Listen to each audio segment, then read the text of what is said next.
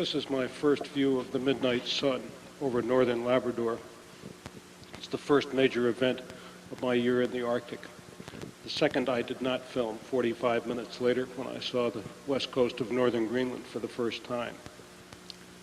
I'm 23 years old, commanding officer designate of the most northerly U.S. military outpost at Cape Atholl, Greenland in 7730 of latitude, 69 degrees west longitude.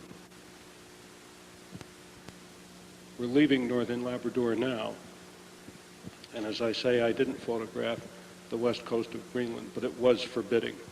Black basaltic rock punctuated by snow, the landscape in which I thought I was to live for a year. Thule Air Base, where we're landing, 40 miles away from my station, is a somewhat more comforting sight, at least from the air. The base has 10,000 men, a huge fuel tank farm, a fighter squadron, and 24 tankers to refuel bombers over the North Pole. That's the Chamberlain Glacier that you're looking at now. That's 20 miles away. It's huge. The base is also huge. It's used, or it was used, I should say, as a punishment camp for people who screwed up in the United States. And it might have been the lowest morale organization I've ever seen outside of the Canadian Post Office. Filth everywhere. But there were diversions. You could go down to the dock and look down the fjord and look 22 miles away at Wolstenholme Island, Vast Island, and Saunders Island off to the right, which you'll see later, where you could go to the officers' club and drink and listen to the second-rate acts and second-rate singers that were brought in with the entertainment of the air base's leadership. Or, if you were lucky in midsummer, you could go down and visit your colleagues on the Coast Guard cutter Westwind, which has arrived about 2 weeks early. Lovely icebreaker. On our 7th day in Thule, we finally get a Jeep. We finally bum a ride, the 5 of us who've come up from Boston to relieve part of the former crew. We get a ride out to Cape Atholl. There's my damage controlman and my electrician, Henricks. The damage controlman had bad nerves, and I had to send him back within 3 weeks. And these are 2 young boys, both on their first enlistment. The left one becomes my cook and becomes my second cook, and the right one becomes a bosun's mate during his year there. Here we're seeing Cape Atholl, or the Quaratit Bay, more properly, for the first time. It's our first view of the station as we come down into the valley and cross the little creek and look up at the 8 buildings that will be our home for the next year. I'd like to take you around that home. In addition to the 8 buildings, there's 640 acres, $3 million worth of electrical equipment, miles and miles of antenna. And what do we look at? Well, we look to the southeast, and there's a 1,200-foot mountain. Looks like a 5-iron shot from where I'm standing, but it's almost a mile away. Time and distance get distorted here. We look a lot at the scenery, at the bergs in the bay. Then there are diversions, too. We can look at movies, and we might, on a good day, go fishing, though there are no fish. You can see the skipper in this next slide pardon me. You can see the skipper 2 slides away fishing. This mountain is to the north of us. That's 800 feet. And these 2 mountains define the valley in which we live. There I am finally fishing. The double hump, as we call it out there, which is the distinguishing marker of this little mile-wide bay, is approximately 250 feet high. Again, as I say, distance gets terribly distorted in the absence of vertical vegetation. We look at the wildlife, that's diverting. And the rabbits are about waist high, though they're too shy to photograph. The days merge into one another. That's taken at midnight during July. In the 24-hour daylight from April to August, and then the 24-hour darkness from October to February, it's hard to tell one day from another.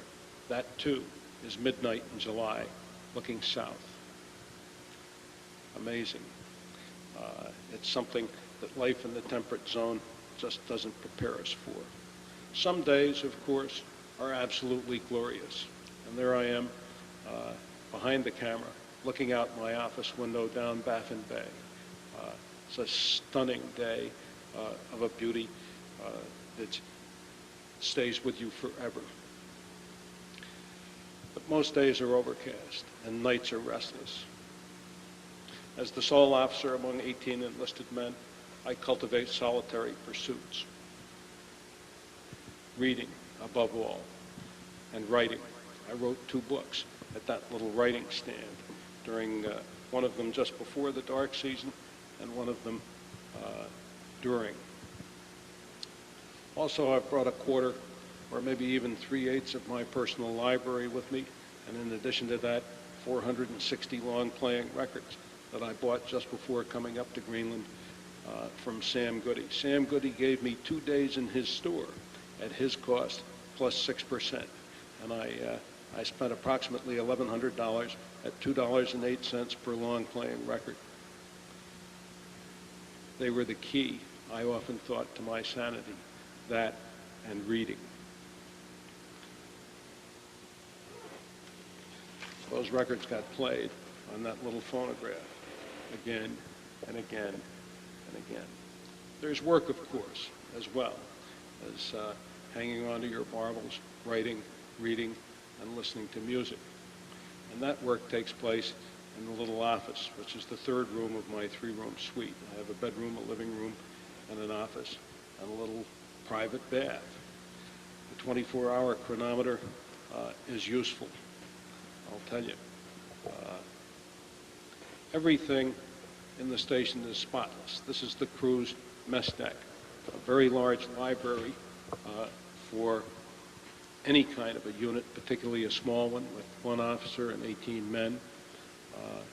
Everything, as I say, is kept absolutely immaculate.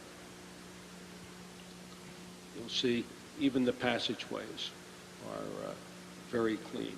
The whole station is spotless. I asked the man I relieved, "What do you do when the crew gets bored?" He said, "Paint the station."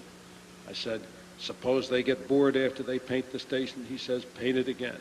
Well, cleanliness was a kind of religion. The station itself and its 18 men, there's the first of them. Joe Dos Passos, Chief Electronic Technician, 19 years and 6 months in the Coast Guard. He was not supposed to get this kind of assignment again, since he had already had it twice. There's Joe Edens, 33 years old, 14 years in the Coast Guard, my chief engineer. Marvelous men, both of them. And amazingly, they just took this assignment as though it were rain on a duck's back. There's some of that $3 million of equipment. That's why we're there.